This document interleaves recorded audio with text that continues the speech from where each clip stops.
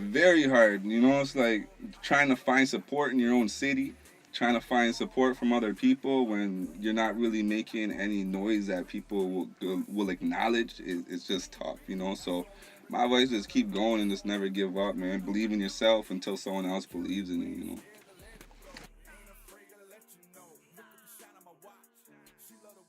Right, right. Yeah, so the A is upside down, and I just put CVSS. So, like, when you search that in your searches, it's a lot easier to find me than just Cass, because there's probably 100,000 people on the internet.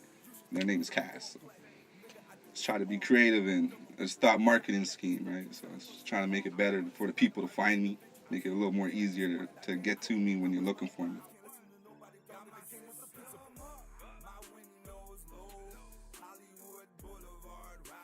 Well, I think it's just cause I'm not I'm not from there.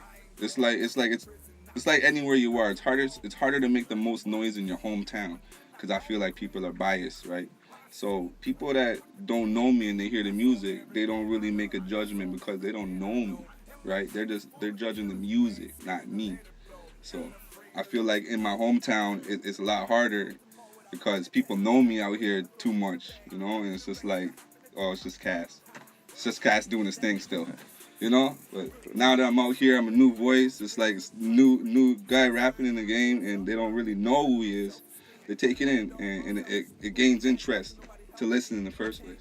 I think.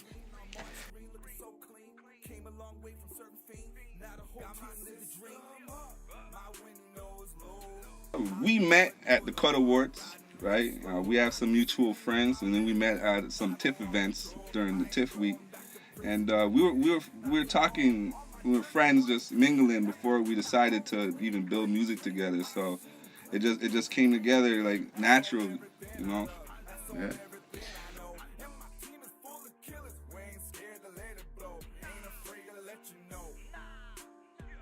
We're gonna debut this one November 19th at Adelaide Hall with the Find Your Fierce event. So it's just I'm trying to just be out in the spotlight more, do more shows, build more bridges, and just make more connections with people and just good vibes all the time.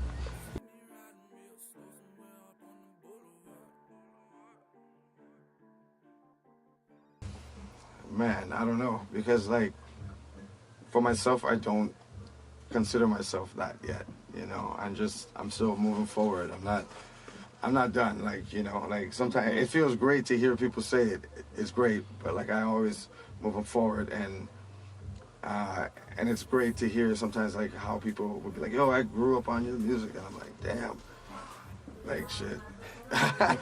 That's dope, But yeah, but I don't really like I don't consider myself a pioneer or whatever. I'm just trying to make the hot shit.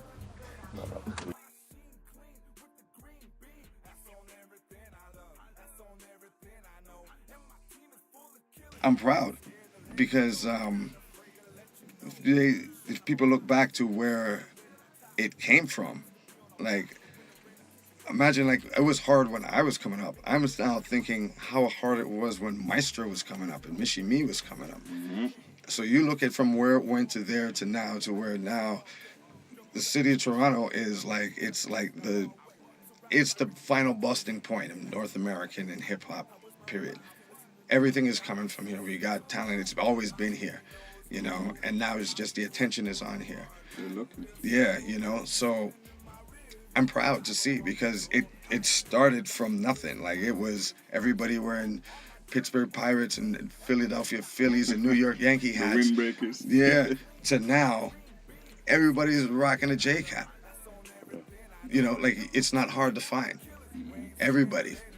And that's what's good. It's good to see. There's Toronto pride. So that's why I think I'm proud of where it's going. It's my boy Bishop Brigante. He's here. Bishop is here.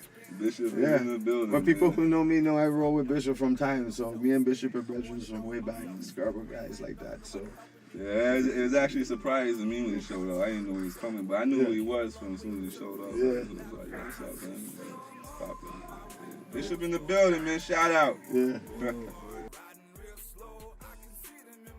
Oh man, you know what? He actually said it perfect before. Just always be yourself. Just be yourself. Follow. People follow you. People jump off trends. So you can do what's in the trend, but be yourself. Because when that trend changes, they still following you. So just always be yourself. Don't copy. Don't try and be somebody else. Just do your thing. People are gonna like you for you being yourself, an individual self. Like I listened to Choclair when I was a young buck, so now that I'm here working with him, it just feels like I've made accomplishments. Like I feel like I'm making the right moves, and it just feels great to have somebody I looked up to see me and give me the chance to build with them. So it's kind of like we're bringing the old school into the new school, and we're just making new waves, new vibes. So I feel accomplished. And it's just I hope there's a whole lot more to come.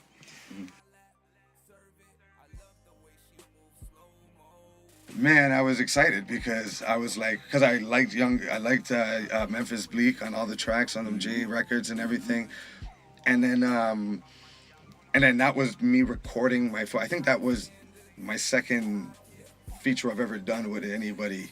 Like the first one was with Guru, and then this one was Memphis Bleak at that time. So it was like, man, I'm going in the studio with this guy, this guy is the guy. And it's cool and everything was great and whatever. And it's good. It was a very, very memorable experience. Just like when I went in with Corrupt and did Skunk.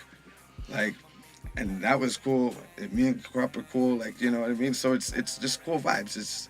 I felt very happy, very excited about it.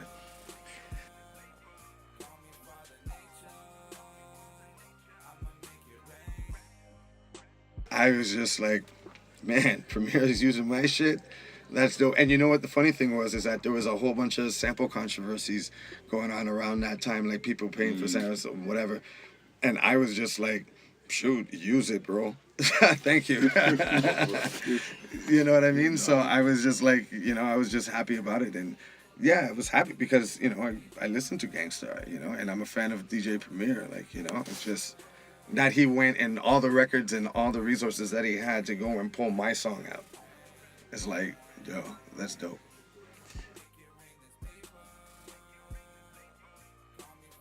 Again, just over the top, touring with Gangstar.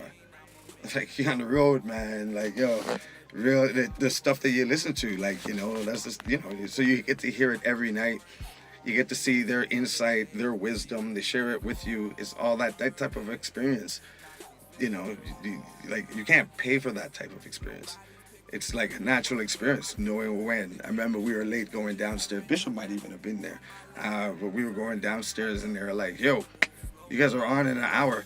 You need to get to the studio, get to the club. Why are you still here? You should be there. Telling us something and whatever. Sorry, who's my phone ringing?